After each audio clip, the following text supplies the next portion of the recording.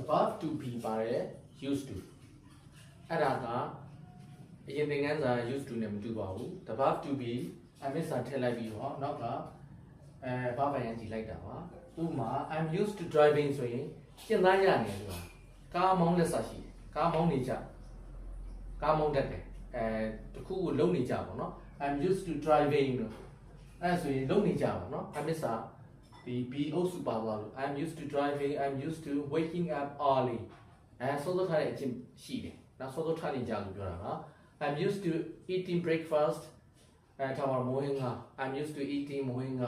every morning ပေါ့နော် I'm used to eating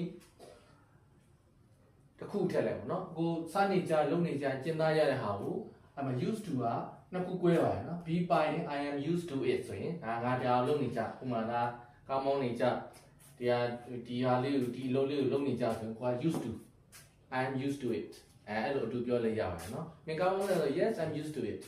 ဆိုင်ကစီးတက်ဆို yes I'm used to it ဒါမောင်းနေကြကျင်းသားရနေပြောတာနော်